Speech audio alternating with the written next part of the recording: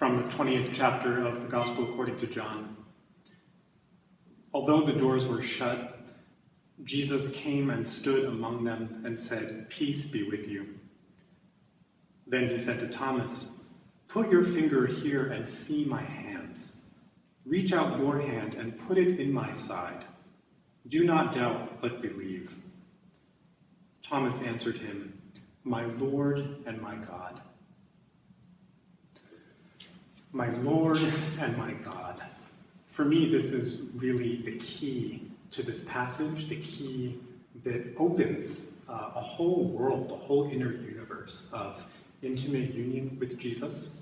So when we're praying for this grace to learn from Jesus' followers what it means to live in intimate union with Jesus, we have an incredibly rich example in Thomas, and this dramatic before and after. Thomas, who before was probably resentful, maybe angry, definitely isolated, but is brought into a new level, a deeper level of intimate union with Jesus by returning to his community and by accepting the invitation of Jesus to touch him.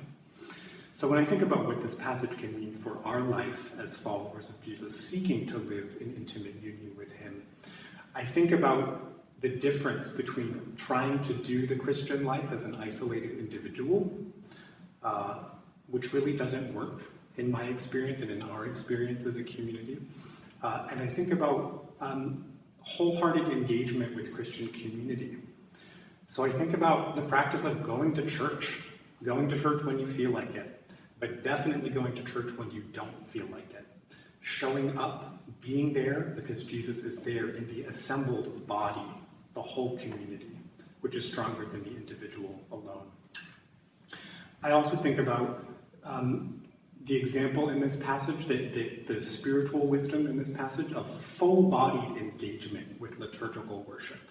So drenching our hands with holy water, filling our noses with the fragrance of incense smoke, taking hold of our friends and strangers when we exchange the peace in church, and then being inspired to go out into the world to see and to take hold of Jesus so that we can really follow him and live in intimate union with him.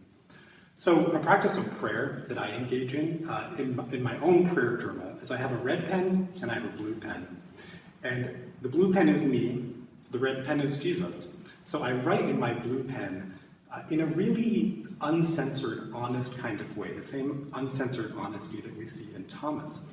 And then I stop and I listen, and I wait to hear what Jesus has to say in response to me. And often, I use specific titles, specific nicknames for Jesus. And as I've come to listen in this practice, there are nicknames, titles, names for me that Jesus uses in reply. So you might try something like that in your prayer journal. Have a color for Jesus, have a color for you, and have a truly intimate conversation.